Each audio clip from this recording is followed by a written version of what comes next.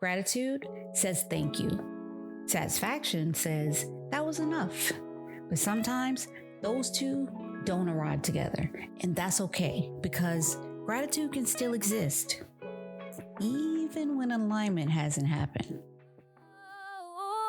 This is practically mindful shit. Loving myself while I'm losing it. Messing all. Oh, this is practically mindful shit. There's a moment with a little twist. Having a ball. Sometimes we're real quick to say somebody is never satisfied. You know, that tone people get when they say, she just can't be happy. But maybe that's not the full story. You know how it goes. There's always something deeper behind the surface reaction. So before we judge it, let's slow down. Let's picture this. You ask your husband to pick up a bag of chips from the store. You're clear because you're that kind of woman. You know what you like. Brand, flavor, size. You're specific. He comes home with that exact flavor, that exact brand, but the family size bag. He's proud too, thinking, I'm doing something extra for her. And yet you look at it and go, why would you get such a big bag? And he's proud too, thinking, I'm doing something extra for her. Now, on the outside, it sounds like you're being ungrateful. But underneath, there's a difference between being ungrateful and just not being understood. Sometimes we expect people to be satisfied with what we think is best for them. Even when our intentions are good, we forget. We took it upon ourselves to feel for them, to decide what they want without asking. The husband thought, she loves these chips, so let me get her more. But maybe she was just craving a handful, not a whole bag.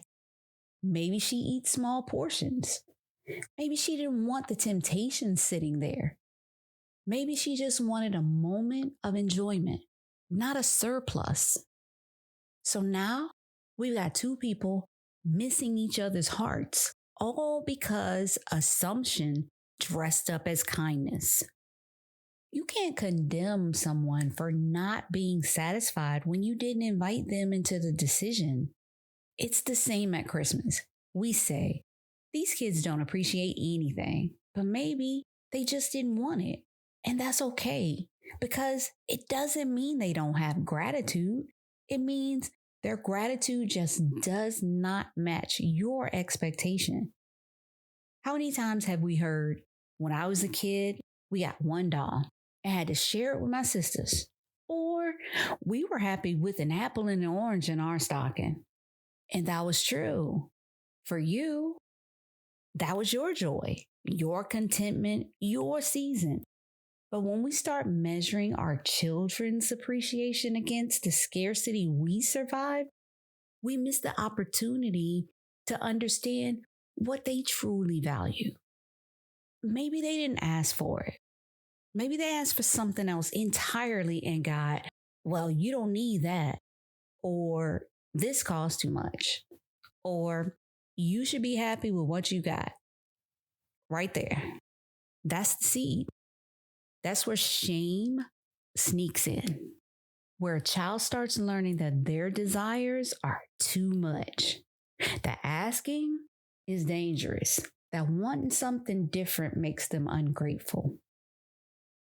But imagine if instead we said, baby, I couldn't get that one this time, but I see you. I know what you want. Let's see what we can do next time. That's honesty without harm. That's a no without the wound. Gratitude isn't a one-way street. It lives between the one who gives and the one who receives. Both sides are mirrors.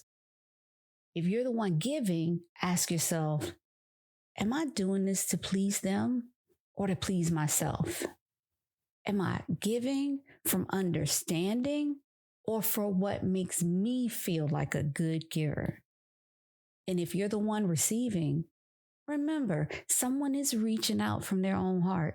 even if it misses the mark sometimes. You can honor their effort and still express your truth. Both can coexist because gratitude and satisfaction aren't always twins. You can be grateful for the gesture and still honest about how it lands. One doesn't cancel out the other. They can share the same breath. That's what real connection looks like. Seeing the love behind the gesture while staying honest about what actually fills you. So next time you catch yourself saying they should just be grateful, pause, okay? Ask instead, did I ask what they wanted? Whether it's your spouse, your child, your friend, you can't meet someone's need by silencing their voice. Give the space for clarity. Let people choose what fulfills them. That's how appreciation grows, not from assumption, but from alignment. That's satisfaction, not forced, but felt. And if someone's looking out for you today, take a breath, feel the intention behind it. Gratitude isn't just about loving the gift. It's about seeing the heart that offered it, even when what was given didn't quite meet what you needed. And if you're the one who chose for someone else and it didn't please or satisfy them, don't let that harm your heart.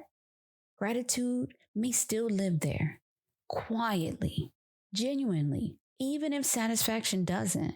It doesn't mean your love was wasted. It just means their joy speaks a different language, and both can still be heard. That's it for today's PMS episode. I'm Stacey because really, mindfulness shows up in the everyday, the small, simple things that end up being the most profound. Until next time, pour it, sip it, breathe it, live it. It's practically mindful shit.